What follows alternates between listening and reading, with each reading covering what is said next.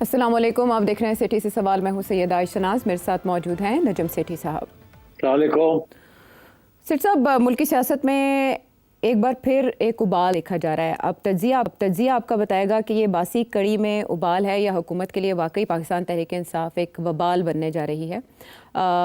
पाकिस्तान तहरीक इंसाफ के चेयरमैन, पाकिस्तान तहरीक इंसाफ के बानी इमरान खान साहब की जानिब से जब ये ऐलान किया गया कि 5 अगस्त उनकी रिहाई के 2 साल मुकम्मल होने पर एक बड़ा एहतजाज होगा, तहरीक चलाई जाएगी और पीक करेगी जब 2 साल उन्हें मुकम्मल हो जाएंगे, पाबंद सलासल हुए। आज़ादी का महीना होगा 14 अगस्त। इससे पहले भी इमरान खान साहब ने मार्च का ऐलान किया था 2014 में, वो भी अगस्त के महीने में ही उन्होंने शुरू किया था। और अब हम देख रहे हैं कि पाकिस्तान तहरीक इंसाफ कुछ तैयारियां करती दिखाई दे रही है, लेकिन तैयारियों का अंदाज माजी से मुख्तलिफ है। काफिले निकले हैं। कल कोर कमेटी का इजलास पेशावर में हुआ पाकिस्तान तहरीक इंसाफ की, फिर इस्लामाबाद में भी इनकी एक मीटिंग हुई। उसके बाद काफिले चले, अली मीन गंडापुर साहब लेकर आए और पड़ाव उनका सारी मीटिंग के लिए लाहौर में हुआ, पंजाब में हुआ। छोटी मोटी गिरफ्तारियों की छापों की इतलात हैं, कोई बड़ी गिरफ्तारियां नहीं है। ऐसे लग रहा है कि जैसे कोई बहुत खुफिया चीज़ होने जा रही है, कुछ कुक किया जा रहा है। खुफिया इसलिए कि जब उनसे पूछा गया बैरिस्टर गौहर से, अली अमीन गंडापुर साहब से, कि वाई आपने पंजाब का रुख क्यों किया है, तो उन्होंने जवाब में कहा कि वहाँ जो सस्पेंड किए गए हैं मेंबर्स पाकिस्तान तहरीक इंसाफ के पंजाब असम्बली में, हम उनके साथ इजहार यकजहती के लिए जा रहे हैं, सॉलिडेरिटी के लिए जा रहे हैं, लेकिन इमरान खान साहब की रिहाई के लिए जो तहरीक है उस पर भी हम लाहे अमल वहाँ जाके तय करेंगे। मीनवाइल जब वो निकले अली अमीन गंडापुर साहब वहाँ से केपी से, तो मौलाना फजलुर रहमान जिन्होंने ये कन्वे कर दिया था कि वो तहरीक अदम एतमाद जो अली अमीन गंडापुर साहब के खिलाफ आएगी उसका हिस्सा नहीं बनेंगे, वोट ऑफ नो कॉन्फिडेंस का। अब उन्होंने प्रेस कॉन्फ्रेंस करते हुए कहा कि अगर कोई तब्दीली आती है सूबे के अंदर तो वो पीटीआई के अंदर से ही आए, हम सियासी कशमकश का हिस्सा नहीं बनेंगे। बिफोर वी मूव टूवर्ड्स जो कुक हो रहा है पंजाब की सतह पर या पीटीआई बना रही है, मैं आपसे ये जानना चाहूँगी कि असल में मौलाना क्या चाहते हैं ये स्टेटमेंट देकर ऐसे मौके पर, कि जब अली अमीन गंडापुर साहब पंजाब में आकर बैठ रहे हैं, मुशावरत कर रहे हैं और वो उधर कह रहे हैं कि वो इस किसी चेंज का हिस्सा नहीं बनेंगे, पीटीआई खुद अपने अंदर से चेंज ले आए। देखिए, मौलाना की पोजीशन तो बड़ी क्लियर है, उनका कोई बंदा चीफ मिनिस्टर बने या पीटीआई ही रहे, क्योंकि वहाँ के जो हालात है ना, वो अगर बदनामी होनी है तो पीटीआई की हो, और अगर पावर मिलनी है तो फिर पावर मौलाना को मिले ताकि मौलाना कुछ काम करके भी दिखा सके। तो ये नहीं कि कोई और आ जाए वहाँ और वो और आके जो ना इधर के रहे ना उधर के रहे। तो आई थिंक मौलाना को इस बात का पता है कि अगर नंबर्स गेम में भी वो उनको मिल जाती है सपोर्ट फ्रॉम कुछ पीटीआई के लोगों के भागने वाले लोग और कुछ नून लीग और ये वो मिलजुल के भी, तो फिर भी मौलाना के हाथ केपी नहीं देगी। It's too important, too many international complications, और स्पेशली अफगानिस्तान। तो मौलाना का जो मौकफ है अबाउट टीटीपी और टीटीए, वो एस्टेब्लिशमेंट से फर्क है। तो इसलिए मेरा नहीं ख्याल कि मौलाना को मौका दिया जाएगा कि केपी की गवर्नमेंट के चीफ मिनिस्टर बने या उनका कोई बंदा चीफ मिनिस्टर बने। तो इसलिए उन्होंने यही फैसला किया कि अगर तो पीटीआई के अंदर से कोई तब्दीली आ जाती है तो पीटीआई रहे, तो वो शायद इनके लिए बेहतर हो, क्योंकि गंडापुर तो बिल्कुल ही नाकाम हो चुके हैं, किसी के ना इधर के रहे ना उधर के रहे। सो आई थिंक वो तो बड़ा सिंपल है मौलाना की अंडरस्टैंडिंग। बाकी जो मसला है कि ये जो लाहौर आ रहे हैं और लाहौर में क्या होने जा रहा है, वो तो खबरें सारी आपके पास तो हैं ऑलरेडी, कि क्लियर नहीं है अपने जहन में पार्टी के इमरान खान के इंस्ट्रक्शंस जो है उनको फॉलो करना है या नहीं फॉलो करना।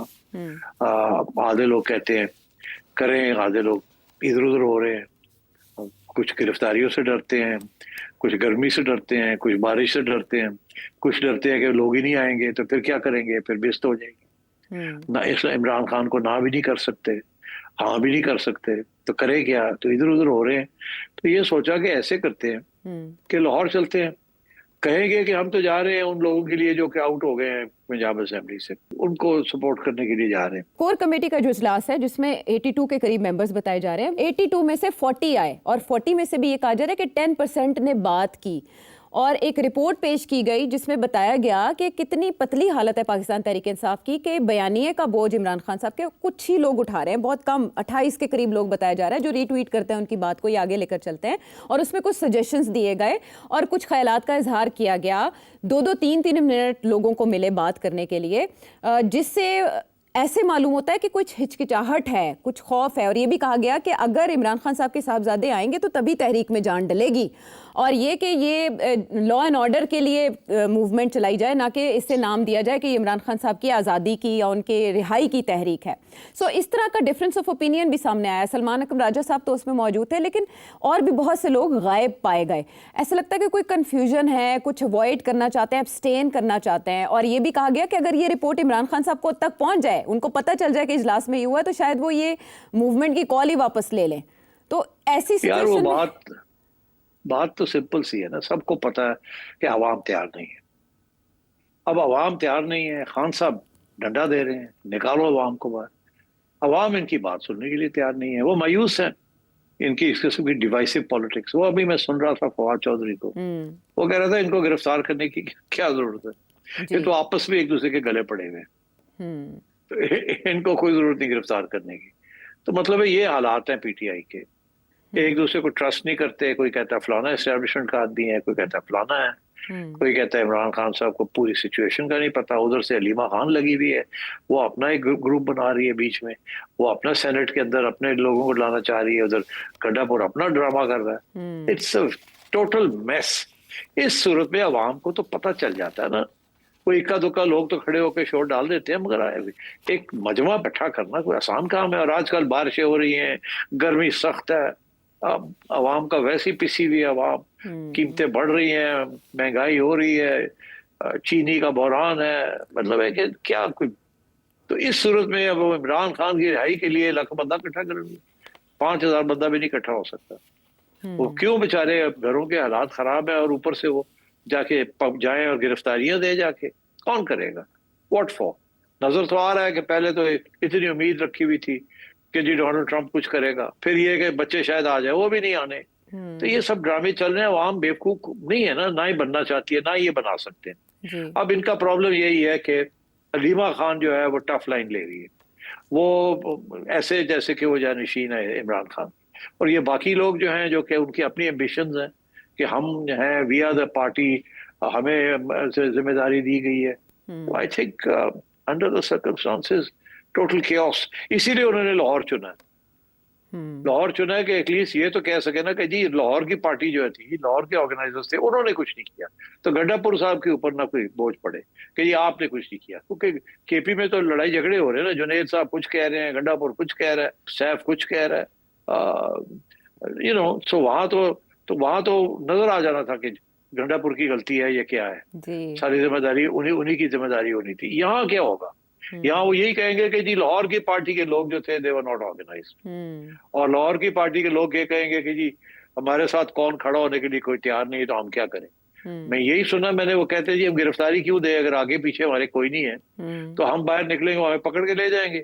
یہاں تو ہونا کہ 10,000 بندہ نال ہوئے, جیل بھرو تحریک شروع کر دیں, جیل بھرتے جائیں اور پھر جان پڑے اس میں, اور پھر لوگ گھروں سے نکلیں. پچھلی بار بھی پنجاب کی قیادت کو الزام دیا گیا تھا, لیکن اب کی بار چیف آرگنائزر عالیہ حمزہ صاحبہ ہیں, اور ابھی تک کوئی ہلچل ہمیں دکھائی نہیں دی سوائے اس کے کہ بیرسٹر گوہر اور علی امین گنڈا پور صاحب قافلے لے کر چلے ہیں اور وہ یہاں پہنچے ہیں اور انہوں نے میٹنگ کی ہے اور پھر عشائیہ دی ہے انہوں نے.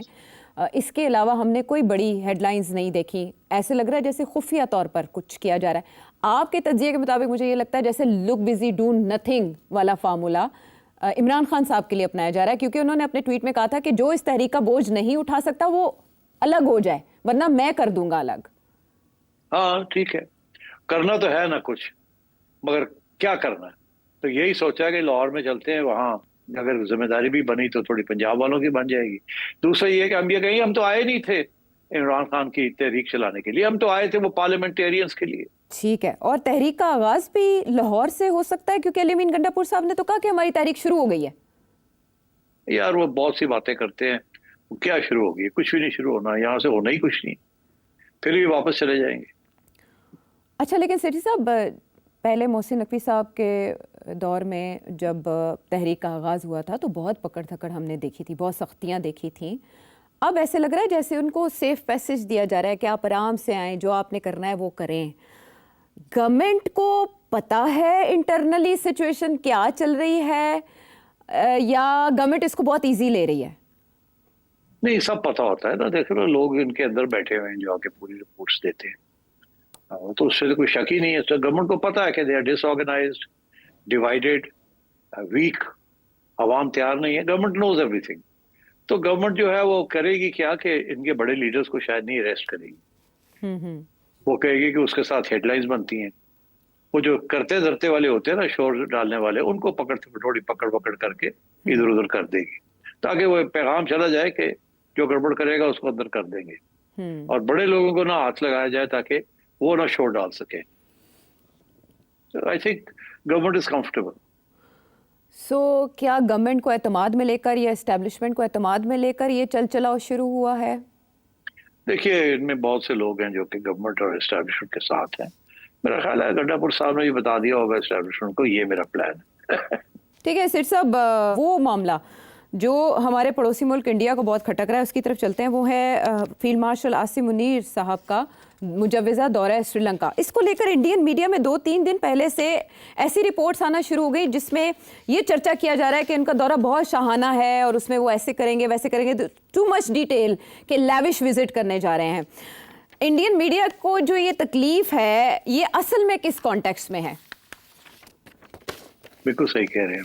मैं पढ़ रहा था इंडियन मीडिया को तकलीफ हो रही है कि वो हेलीकॉप्टर के अंदर इधर जाएंगे, फिर हेलीकॉप्टर के अंदर इधर जाएंगे, हाँ. फिर वो बड़े 5 स्टार होटल में वहां ठहरे हुए हैं, और and so on and so fourth. अरे यार, खुदा का खौफ करें. श्रीलंका के अंदर इट्स अ माउंटेनस एरिया, उनका जो सारा नॉर्थ है, एंड वहाँ ट्रैवल इज बाय हेलीकॉप्टर. सड़कों के ऊपर आप जाएंगे तो 6 घंटे लग जाते हैं एक शहर से दूसरे शहर ऊपर जाने में, पहाड़. So basically you have to travel by helicopter. तो ये कोई नई बात तो नहीं है. दूसरी बात ये कि जी ऑब्वियसली यार, field marshal is like a head of state, तो वो ही has to stay in a 5 star hotel. क्या आप चाहते हैं कि वो कोई अपार्टमेंट में जाके रहे? मतलब रिडिकुलस बातें कर रहे हैं. मगर बेसिकली जो बात कर रहे हैं ना, उनको परेशानी हुई हुई है कि इतनी अहमियत क्या है इस ट्रिप की, क्यों इस ट्रिप पे ये जा रहे हैं. अच्छा, मैं आपको बता देता हूँ इसकी अहमियत क्या है, जो कि उनको भी पता है और तकलीफ इसीलिए हो रही है उनको. इसकी अहमियत ये है कि अब एक नया ग्रुप बन रहा है, led by Pakistan and China in south Asia, और वो है टू रिप्लेस सार्क. जी. अगर इंडिया ताउन नहीं करता सार्क के ऊपर, और वो आइसोलेट हो गया है, तो ये फिर एक नया ग्रुप बना लेंगे टू रिप्लेस सार्क, या ये इंडिया के बगैर ही सार्क को चलाएंगे और चाइना को भी उसमें ऐड कर लेंगे. और मेरा ख्याल है कि इस किस्म की लॉबिंग हो रही है, और उसमें जाहिर है फील्ड मार्शल साहब की बात ही सुनी जाएगी कि एक सीरियस इशू है, एंड चाइना का पूरा सपोर्ट है. और चाइना और श्रीलंका के तल्लुकात भी बहुत अहम है. वहाँ चाइना की बहुत बड़ी इन्वेस्टमेंट है इन द पोर्ट स्पेशली, और इसीलिए इंडिया को बड़ी तकलीफ है कि अब पाकिस्तान जो है इज बिकमिंग अ पिवट, जिसके इर्द गिर्द सारे साउथ एशियन नेशंस जो हैं उनको इकट्ठा किया जा रहा है. बिकॉज चाइना बैकग्राउंड में रहना चाहता है. तो आई थिंक एक तो ये बहुत इंपॉर्टेंट डेवलपमेंट है. अब मैं कल ही बात कर रहा था, जब क्रिकेट की बात हो रही थी, तो मैं कह रहा था क्रिकेट के अंदर श्रीलंका हमेशा इंडिया को सपोर्ट करता है. पहले बांग्लादेश भी करता था, अब नहीं. तो अब क्रिकेट के अंदर भी एशियन क्रिकेट काउंसिल जो है, वो अगर श्रीलंका अलग हो जाता है फ्रॉम सपोर्टिंग इंडिया, और वो आ जाता है between two support Pakistan and Bangladesh, तो एशियन क्रिकेट काउंसिल बच सकती है. मगर अगर श्रीलंका ने टिका रहा विद इंडिया, तो फिर एशियन क्रिकेट काउंसिल भी नहीं बचेगी, डिवीजन हो जाएगी राइट इन द मिडिल. तो आई थिंक इट्स इम्पोर्टेंट कि श्रीलंका को साथ लिया जाए. After all it's the 4th largest member of that group of SAARC, India, Pakistan, Bangladesh, Sri Lanka. तो बांग्लादेश तो आ गया ना एक साइड पे, तो अब श्रीलंका को भी साथ लाना है. और इंडिया के तल्लुकात श्रीलंका से कोई इतने अच्छे नहीं है, बुरे भी नहीं है, इतने अच्छे भी नहीं है, और बड़ी पुरानी बैड हिस्ट्री है बिटवीन इंडिया एंड श्रीलंका. तो मेरा ख्याल है this is a very important trip for geo strategic reasons. China का जो रोड एंड बेल्ट इनिशिएटिव है ना, वो Sri Lanka is part of that. और इसीलिए चाइना ने बहुत बड़ी इन्वेस्टमेंट्स कर रहे हैं श्रीलंकन पोर्ट्स, और उनको नेवल फैसिलिटीज भी मिल रही हैं वहाँ, जैसे हमें ग्वादर में हम चाइना को दे रहे हैं. सो आई थिंक नेचुरल सी एक अलायंस या कोalition बन रही है between China, Pakistan, Bangladesh, Sri Lanka.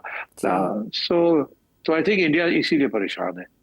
And I think field marshal साहब is the right man to go and say कि जी we need to do this, और उनकी बात भी सुनी जाएगी. और इतने परेशान है कि वो बाकायदा पाकिस्तान में कू का खदशा जाहिर कर रहे हैं कि साइडलाइन कर दिए गए हमारे वज़ीर आज़म और सदर भी, उनके न्यूज़पेपर्स रिपोर्ट कर रहे हैं। बट इसके बाद श्रीलंका के विज़िट के बाद फील्ड मार्शल इंडोनेशिया भी जा रहे हैं। अगर हम कॉन्टेक्स्ट देखें पाकिस्तान और इंडोनेशिया के ताल्लुकात का, ये गुज़श्ता दौर में कैसे रहे, फिर आसियान को अगर देखें जो तंजीम है जिसमें इंडोनेशिया का एक मौसर किरदार है, इस इंडोनेशिया के विज़िट को आप किस कॉन्टेक्स्ट में देखेंगे? Very important. देखिए, Indonesia is a very important, it's probably the largest Muslim country outside जी India Pakistan. It's actually more Muslims in Indonesia than in anywhere else. तो और इंडोनेशिया जो है इट्स ऐसे एरिया में है जहां ऑस्ट्रेलिया अमेरिका वगैरह बड़े हावी हैं। बट सबसे इंटरेस्टिंग बात यह है कि इंडोनेशिया के अंदर एक बहुत स्ट्रॉन्ग ओपिनियन है अगेंस्ट इजराइल। लोग ये कहते हैं कि अगर सऊदी अरेबिया भी इजराइल को रिकग्नाइज कर ले तो इंडोनेशिया नहीं करेगा। तो अब पाकिस्तान के लिए भी इसी किस्म का प्रॉब्लम है कि पब्लिक ओपिनियन इतना सख्त खिलाफ है इजराइल के और अमेरिका के that they will find it very difficult to join Saudi Arabia. अब सऊदी अरेबिया को जरूरत है इन सब की। It wants the major Muslim countries. अगर वो कदम उठाते हैं कोई तो they will want Pakistan and Saudi Arabia and Turkey behind them. Turkey के तो कोई प्रॉब्लम नहीं है, वो तो ऑलरेडी इजराइल के साथ वो रिकग्नाइज किए हुए और बात करता है और सब कुछ करता है। इजिप्ट का भी कोई प्रॉब्लम नहीं है, जॉर्डन का भी कोई प्रॉब्लम नहीं है, ये गल्फ टर्म्स का भी कोई प्रॉब्लम नहीं। प्रॉब्लम अगर है तो पाकिस्तान इंडोनेशिया का प्रॉब्लम। तो आई थिंक ये भी डिस्कशंस हो रही होंगी बिहाइंड द सीन्स कि हमने क्या करना है, अगर ऐसी सूरत हाल होती है तो हम क्या करेंगे।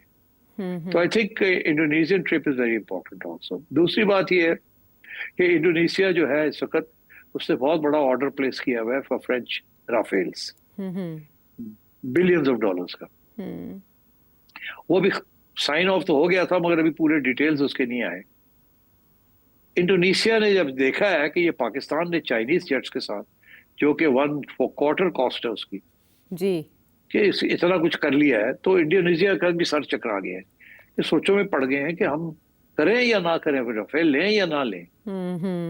तो मेरा ये ख्याल है कि उसमें तो इट इज क्वाइट पॉसिबल कि फील्ड मार्शल साहब गए उनको कहने के लिए छड़ो राफेल नो, ਅਸੀਂ ਤੁਹਾਨੂੰ J-10 देने ਆ, ਅਸੀਂ ਤੁਹਾਨੂੰ ਸਾਰੀ ਮਿਸਾਈल्स देने ਆ, ਅਸੀਂ ट्रेनिंग करने ਆ ਤੁਹਾਡਾ ਸਾਰਾ कुछ at 1/4 of the cost। तो आई थिंक इस किस्म की चीजें जो है ना देयर ऑन द टेबल। और फाइनली एक और भी बड़ा इंपॉर्टेंट इशू है, वो ये है ब्रिक्स का भी और उधर क्वाड का भी। तो आई थिंक इस किस्म के एजेंडे आइटम्स हैं, all very important to do with the new world order जो बनने जा रहा है। ये अभी और चाइना ने पाकिस्तान को आगे रखा है। ये जो बाकी इश्यूज है ना, they are very very important. The question of BRICS, the question of Rafales and the question of recognition of Israel, I think these are the main items on the agenda. Right. और अब इस mission को lead कर रहे हैं आसिम मुनीर साहब, जिन्होंने इससे पहले यूएस का कामयाब दौरा किया और उसके बाद जो वो इरादे रखते हैं, जिस तरह से वो कनेक्ट कर रहे हैं या पुल का किरदार अदा कर रहे हैं खित्ते में, वो इंडियन मीडिया को ज़ाहिर है खटक रहा है, क्योंकि उनकी हुकूमत को और उनके इरादों को खटक रहा है। वापस आते हैं प्रोग्राम में हम।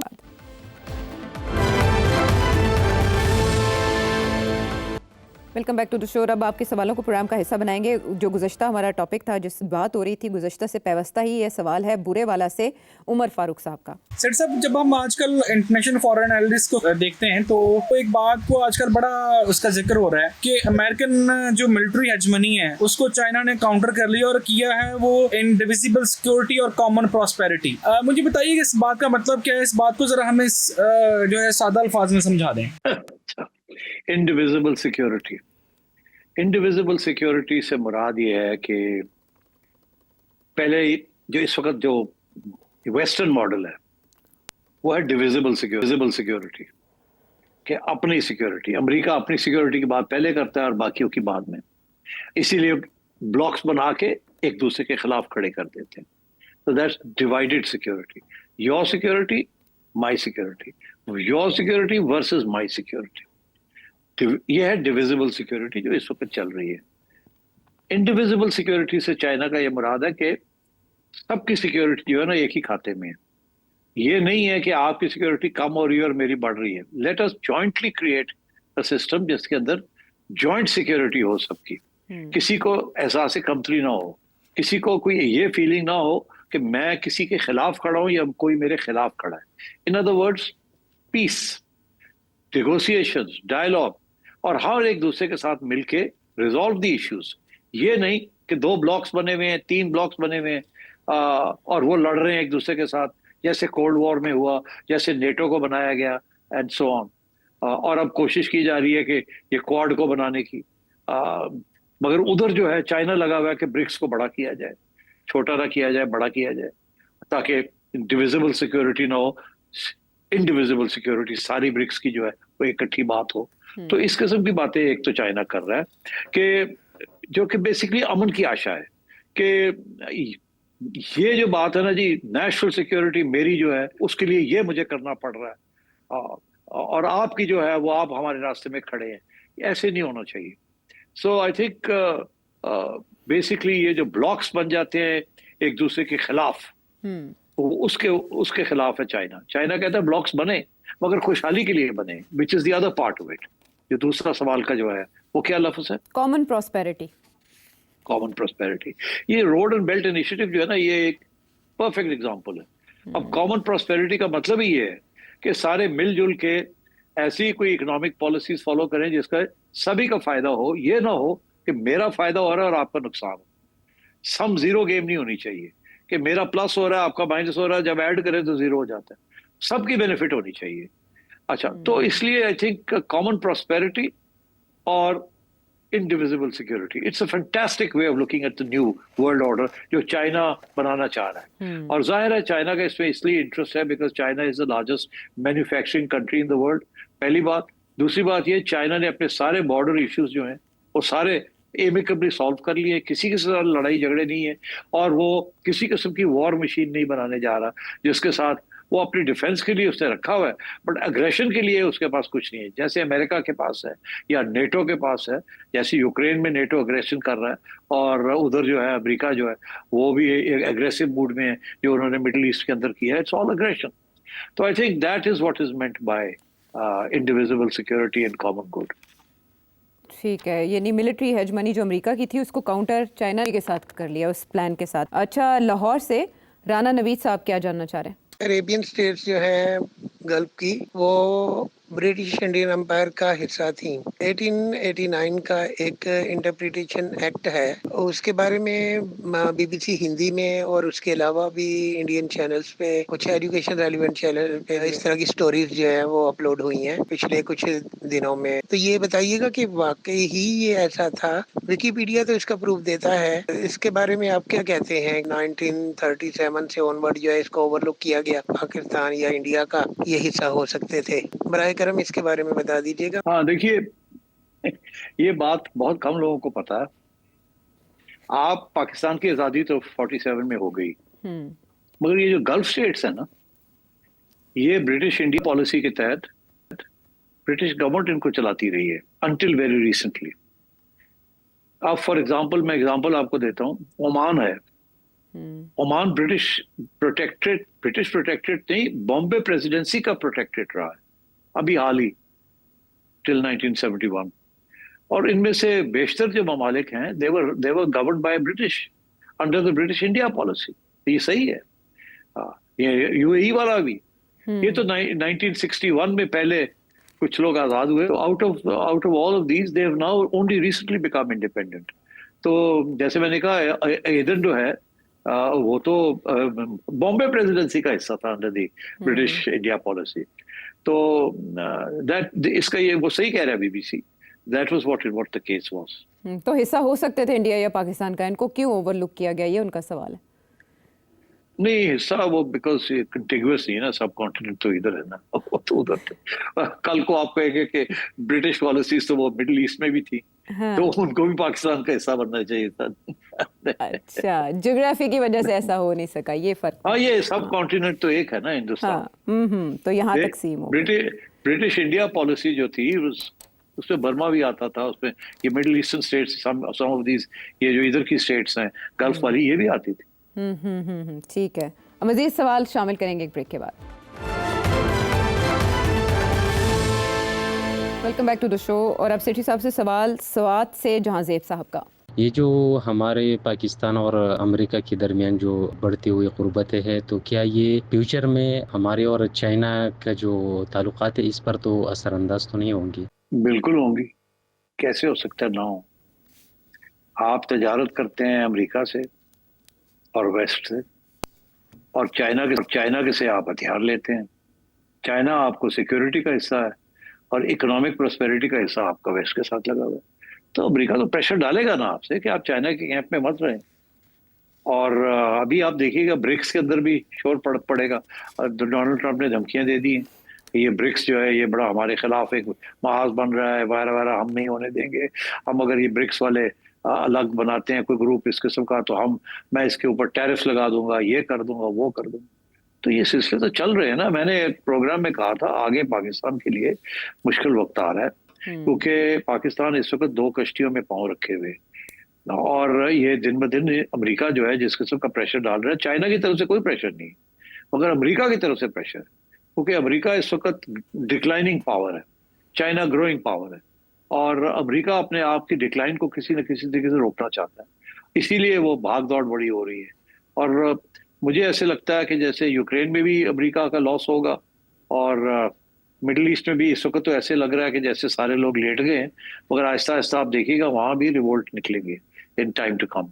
تو اس لیے امریکہ will be a problem for Pakistan, اور پاکستان کو بڑا سوچ سمجھ کے چلنا پڑے گا، بیلنسنگ ایکٹ کرنا پڑے گا. سب سے پہلا بیلنسنگ ایکٹ جو ہے وہ تو مڈل ایسٹ میں آئے گا آن دا کوسچن آف ابراہیم اکارڈز.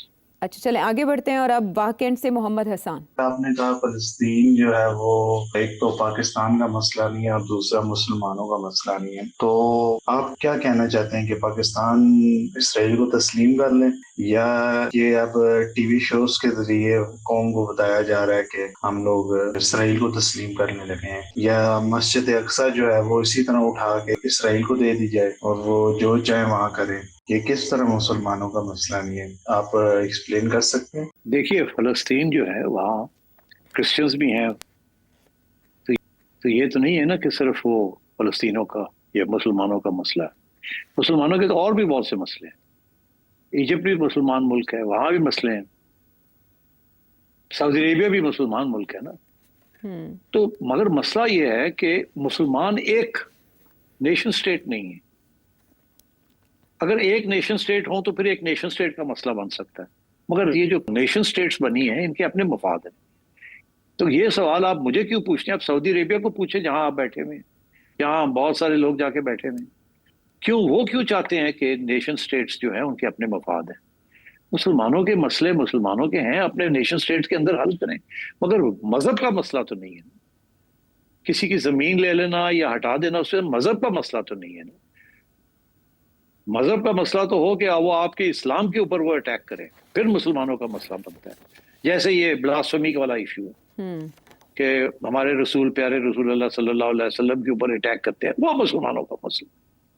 مگر یہ بارڈر ایشوز جو ہوتے ہیں یا ٹیریٹوریل ایشوز جو ہوتے ہیں یہ مسلمانوں کے ایشوز نہیں ہوتے، یہ ریاستوں کے ایشوز. اصل میں یہ قبلہ ایبل یا مسجد اقصی کا حوالہ دے رہے ہیں، اصل میں یہ اس کانٹیکس پہ بات کریں تو مذہبی لحاظ سے دیکھ رہے ہیں. نہیں وہ دیکھیں نا، وہ تو جب سیٹلمنٹ ہوگی تو پھر فیصلہ ہوگا نا. اور تاریخ اگر آپ پڑھیں گے تو یہ تاریخ میں بہت کچھ بدلتا رہا ہے. کبھی وہ ایک کے حوالے آتے تھے جیروسلم، کبھی کسی اور کے پاس تھے، تو یہ تو چلتا رہا تاریخ کے اندر. تو اب بات یہ ہے کہ ماڈرن ڈے کے اندر nation states are very important. نہیں تو یہ تو جنگ ایک دوسرے کو مار مور کے فارغ ہو جائیں. ریلیجس وارز ختم ہو گئے. دس از ناٹ اے ریلیجس وار. یہ مڈل ایسٹ کے اندر اسرائیل کو گھر دیا تھا زائنسٹ کو برٹن نے اور انٹرنیشنل کمیونٹی نے مڈل ایسٹ کو کنٹرول کرنے کے لیے. مسلمانوں کو کنٹرول کرنا تو چھوڑ دیا تھا انہوں نے تو مسلمانوں کو آزادی دے دی تھی. مسلمان جو وہاں کے رولرز تھے اور وہاں کی جو ریاستیں تھیں ابھی بھی وہ آزاد ہیں ان دیٹ سینس، مگر اپنے مفاد کے لیے دے ہیو ٹو ایکٹ. تو اس لیے میں سمجھتا ہوں اب دیکھیں نا یہ جو لڑائی جھگڑے ہو رہے ہیں رشیا کے اور یورپ کے یوکرین کے اوپر، اب وہ کرسچینٹی کا مسئلہ ہے؟ نہیں، اٹس ناٹ اباؤٹ کرسچینٹی. تو یہ ہم جو کہتے ہیں نا جی مسلمان مذہب کی بات ہے، ٹیریٹری اور نیشن سٹیٹ کی بات نہیں ہونی چاہیے. باقی یہ ہے کہ ہم نے اپنے لوگوں کو کافی عرصے سے کیا پیدائش سے ہی ہمیں یہ کہا جا رہا ہے کہ اسرائیلیز جو ہیں دے آر بیڈ، اور وہ ہے بھی. انہوں نے زیادتی کی ہے, لوگوں کی زمینیں لے لی ہیں, تو ہم نے تو اپوز. اب جیسے کشمیر کے اندر جو ظلم ہو رہے ہیں وہ ہم ان کو کہتے ہیں. تو اب بات یہ ہے کہ we need to be little careful. دوسری بات یہ ہے کہ میں یہ اپنا موقف نہیں دے رہا تھا. میرا موقف جب آئے گا وقت تو میں دوں گا. میں کہہ رہا تھا کہ حکومت کے اندر جو ریاست پروٹیکٹ کرتے ہیں تو وہ ان کے اندر ایسی سوچ ہے کہ اگر باقی مسلم ممالک تیار ہو جاتے ہیں تو پھر شاید ہمارا کیا نقصان ہے, ہم بھی تیار ہو جائیں اگر کوئی صحیح قسم کی گارنٹیز مل جائے. میں اپنا موقف نہیں دے رہا تھا, میں آپ کو بتا رہا تھا کہ سیاسی جماعتوں کے اندر کیسی سوچ پائی جاتی ہے کچھ حلقوں کے اندر. تو اس میں سے میرے اوپر آپ لوگوں نے گرجنا شروع کر دیا کہ جی میں یہ کہہ رہا ہوں. میں یہ نہیں کہہ رہا.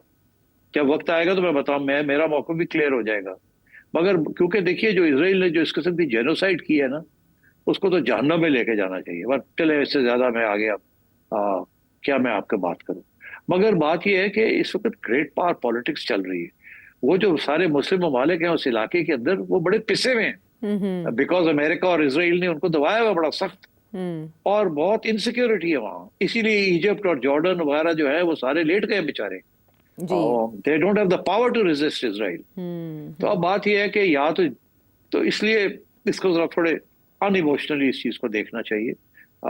بہرحال میرا موقف کچھ اور ہے. میرا موقف یہ نہیں ہے جو آپ سمجھتے ہیں. میں بتا رہا تھا کہ موقف اداروں کے اندر کیا ہے, کس قسم کا. اب وقت آئے گا تو پتہ لگے گا کہ اس کو کیسے نبٹتے ہیں اس ایشو کو. ڈونلڈ ٹرمپ کا بڑا سخت پریشر ہے, اور ہو سکتا ہے کل کو سعودی عربیہ کا بھی پریشر ہو. اور اس کا حوالہ وزیر دفاع خواجہ آصف نے بہت کلیئر دیا سماحی کے شو میں, اور رانا ثناء اللہ صاحب نے بھی یہ کہا کہ اگر مسلم ممالک یا سعودی عربیہ ایسا کوئی سٹیپ لیتے ہیں تو Pakistan will follow the league, اور اس پہ وہ باقاعدہ کام شروع کر چکے ہیں یا برین سٹارمنگ ہو رہی ہے, غور و خوض ہو رہا ہے. اس کا اشارہ دیا گیا تھا جس پر سیٹھی صاحب نے اپنا انالیسس دیا. اس کے علاوہ ہمارے پاس سوال دیکھیے, میں جاتے جاتے یہ کہہ دوں کہ جب یہ وقت آئے گا نا یہ فیصلہ کرنے کا, تو ٹھیک ٹھاک قسم کے کنسیشنز لیے جائیں گے اسرائیل سے اور امریکہ سے. ایسے نہیں لوگ انگوٹھے لگا لیں گے. فلسطین کی پروٹیکشن کے لیے سب کچھ کیا جائے گا. بڑی زیادتی ہوئی ہے, بڑا ظلم ہوا ہے ان کے ساتھ, اور اتنی جلدی یہ کام نہیں ہونے والا. ٹھیک ہے, لیکن وہ اس کا ازالہ کرنے کی کوشش کریں گے جو حماس کے اقدام کے بعد اسرائیل کی جانب سے کیا گیا. جس طرح حماس اور حزب اللہ کی لیڈرشپ کو ختم کیا گیا اور اس کے بعد ایران کو جتنا نقصان پہنچا, اس کے پیچھے ایک پورا تھاٹ پروسیس ہوگا جس سے معاملہ آگے بڑھے گا. امید ہے آپ کو آپ کے سوال کا جواب مل گیا ہوگا. محمد کمال صدیقی, محمد عثمان انگلینڈ سے, سید سیف اللہ گیلانی ملتان سے, یاسر علی کراچی سے, شکیل احمد نواب شاہ سے, آصف شیخ آئرلینڈ سے, اور محمد سلمان پشاور سے, آپ کے سوالوں کا بہت شکریہ. ہمارے شو کے ساتھ جڑے رہیے, آپ کو جواب ضرور ملیں گے. اگلے پروگرام تک کے لیے اللہ کے پاس.